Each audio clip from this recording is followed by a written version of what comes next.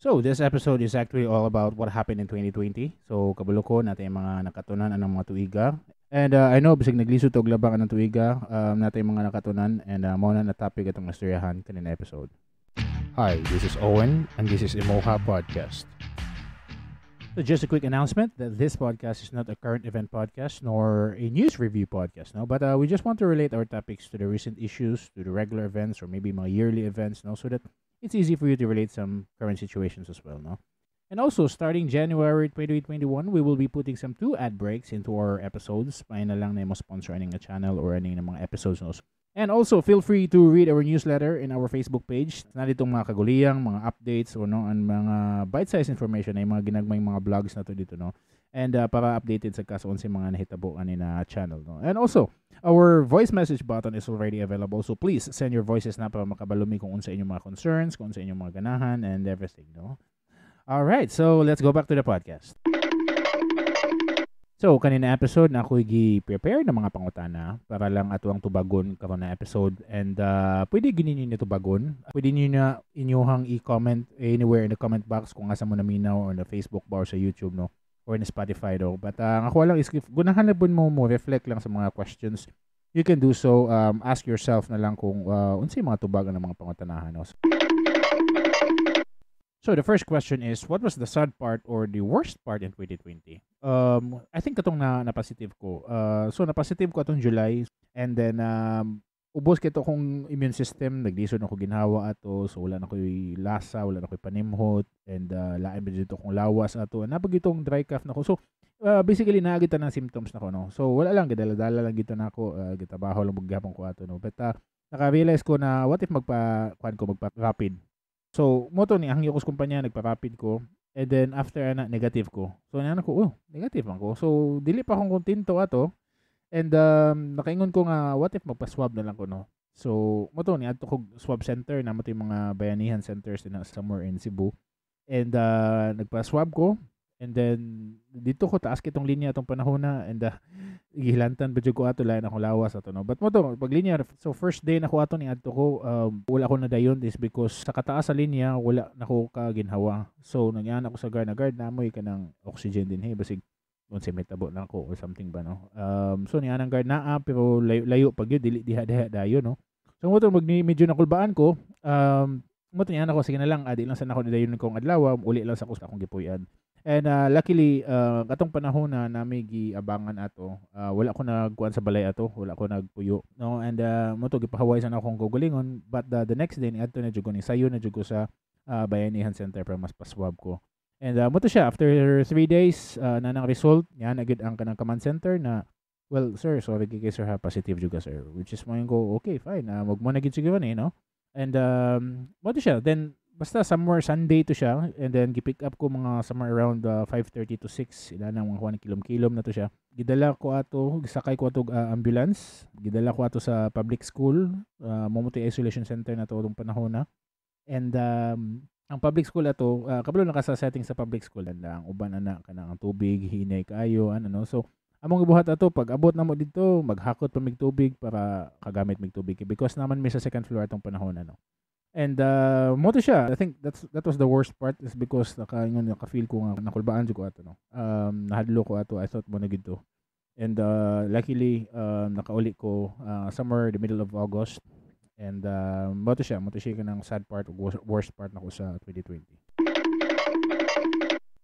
So the next question is, what are the things that happened in 2020 that turns out to be better? I think same lang gihapon, no, katong na positive ko. I know that was the worst part nako sa 2020, but makaingon sa ko na mo to siya mo nindot sa akong nahitabo sa akong kinabuhi, no, because I think naka-gain mo good friends ato, no, like nila ni Eric, nila ni Jay, nila ni Renan, nila ni Tata Henry, nila ni Moy ug ni Danilo, ang duha ka engineers namo, and also ni Roel, no. Mo to siya mo, I think that was the good part. It's because I gained a lot of friends also. Abot gito sa point na dili na may ganahan mo uli, no.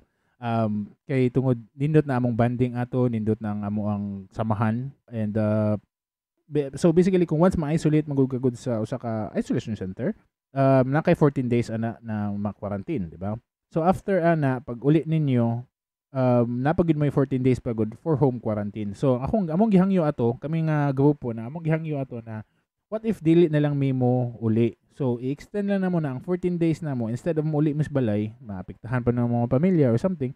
So di na lang mo uli, dito na lang may magpa-extend sa isolation center. Pero ang government wala ning sugot, pero gipapauli gid mi ato. So which is okay lang, no? And ang nakakuha na to is na delay lang kog uli ato kay wala ning pick up na ko ato is because of the barangays and everything, so napay mga settlement, but ang ako lang ato is na-extend ko ato for 3 days and then ang ubang mga kauban ako nang uli.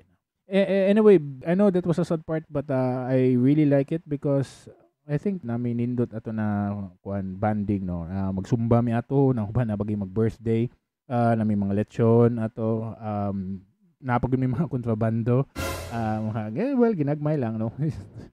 And also napagod may mga amiga ato, no, sa isolation center, no. And si kuan na lang, itago na nato sa pangalan na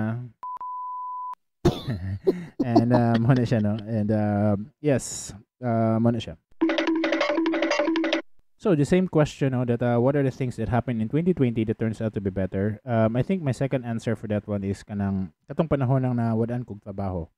Somewhere in September, pag humang ginakog positive, no, pag uli na ako, ready na ako mo duty, nawadaan ako trabaho to, which is okay lang, no, because I think nakasabot sa kwarto. I think that was the sad part. But again, it turns out to be better because naman sa ko'y nabuhat ato because I build this channel and bisan tuog naka-exit ko ato sa kumpanya, nindot gihapon to, it's because of the progress of this channel and also everything, no, ang nakuha mga effort ani. And I think that was also the best part also in 2020 nako. So ikaw, unsa man ang imuhang makaingon kag bati sa imuhang 2020 pero nakaingon ka na nindot man di ay, no? So please, ganahan ka mo comment or reflect that one. Okay, kayo. So the next question is, if there is someone that you will thank or curse this 2020, what will you say to them? Ang akong unang pasalamatan gyud ang ato ang Diyos ng Amahan. I really appreciate the gift of life. Because I thought mo na tong mga panahon na katapusan ako, and I really thankful that he gave me again another chance to do things, to say something, to do good things also to other people, no. And I really thank ang ato ang Amahan, no. And also ang akong pamilya, dako ko pasalamat sa akong pamilya is because we really take care of each other, no. Naigo mi sa financials, naigo mi sa health issues, naigo mi sa mga inana, no. But ako lang is we have the circle of safety. We take care of each other. And I really thankful for them na inana, no. And I really have a good family pod. And really thank you very much. And also to my friends, no, from my high school friends to my mga friends na ko everywhere, no. Salamat kayo. It's because they're really supportive, no. Especially to my high school friends, no. Ever since high school kami ng barkadaha until karon nga na may mga families, na may mga kuano, we still take care of each other and baka kuan gyud ka ba nga we are like a family. And mo ni siyang ako ang nakakuan and really appreciate it because they're really concerned. And then also to my other friends, no. Na may mga really a good connection also to my other friends, which is also thing na pasalamatan ako, no. And also to my previous staff, thank you very much because I know you're so concerned sa ako, ano. They really care about me katong especially katong na positive ko, and also katong mga nangaytabang noon because we really feel kung ikaw gani pangayuan kag tabang, we really feel that they value you, no. I'm really thankful for my staff that they still value me bisan tuog mga previous na kanasya nako, mga sa una pa kay nako na siya ng mga kauban, no, sa trabaho. But thank you very much, no, ang ako ang mga kailang ato ang mga katabaho nako sa una. Also gusto na ko pasalamatan po ng ato ang government, no. Bisan tuog wala ko kadawat og itong mga amelioration o wala ko kadawat atong mga SSS, mga DOLE, mga everything, no, because wala na may time atong mo files amo ang mga papers. But ako lang is bisag bugas sig ito, dako kay ko pasalamat ato, no. They're still responsible with their constituents, and also they really have a good-hearted officials, no. So ano siya, I really thank the government as well, no. On the other side of the question, I really want to curse those people who are so selfish, especially some politicians. I'm not saying the government, but maybe some of the politicians and also some of the influencers, no. Nagis sila ilang mga personal interest. I really don't think that that's the time to be selfish, no. And I think there's no time to be selfish pag inana, no.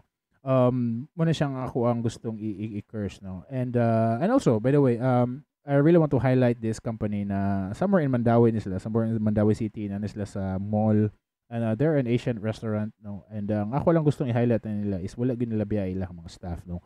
Daghan na silang mga outlets, but ang ako lang is wala gyud nila biyay ang ilahang mga staff. It's because they really value their staff, no. And then I think that's really a good culture of a company, no. Same po na siya sa mga dagkong kumpanya na nadiri sa Pilipinas, no. Katong mga kumpanya na maghimo nitong ilimnon, no. That's really a good company, no. Di na sila ning stand out karon during the pandemic. It's because they have a really good culture, and by that time noon na dito na sila na challenge, bas dito no sila nabuo, which is that's really a good company. And mo na siya. And also, I really want to curse those people who just want to save their own self, no. Naiuban maingon na sila na sorry we just save our own self na lang kaysa mataktakan tayong trabaho. Yeah, do we really need that kind of mentality? Yeah? What if mo na lang ta na let's save others para dili ta mataktakan nagtrabaho, no. And mo na siyang ako alang kuan ba, no. We don't need that kind of mentality. It's just a matter of self-interest again. Mo na siyang makaingon na mo say ka nang makalagot gani basta inana. I don't mind tang inang lamok galit sa nainit ng ulo ko.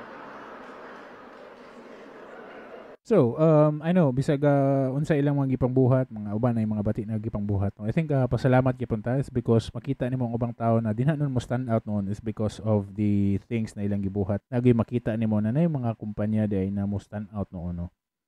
That's really a good example sa inana na mga situations. So the next question is, what was your realization this 2020? So, I think I realized that kung ano sa kawalay trabaho, manambo ka, no? And also, ang sa una mo, na sila no ID, no entry, karon no face mask, no entry na, no? So, anyway, really, I've learned that, or I realized that riding a bike is very practical, no? So, if makaton kag bike, please learn to ride a bike. And also I realized that you can be a chef at any time, no, or makaton kag luto, no, at any time, no. I think it's just a matter of practice, it's just a matter of kanang exposure, and I think you can be a cook or a chef at any time, no. And also I realized that the attention span of a person is very short and it's very expensive. Before pa magina inana gina siya, no, and maybe because of the social media. Thank you very much na naabot pa mo din na part na naminaw pa mo. Meaning, I really get the attention, and thank you very much. And really thank you very much for that. No? And also, I realized that I think we need to learn to entertain ourselves, no, especially kanang maboring ta. So katong mga nahitabo na na-quarantine ta or nag-lockdown ta na nakatas balay, no. If you don't know how to entertain yourself, then wala. Munang nauso tong TikTok, nauso tong mga any social media challenges, no. I think we need to learn to entertain ourselves, especially maabot na boring or ikaw na lang isa, no. And also we need to make use of our time, no. Anong ibig sabihin? Kung wala kang magawa, sabi ng gobyerno, mag-aral ka.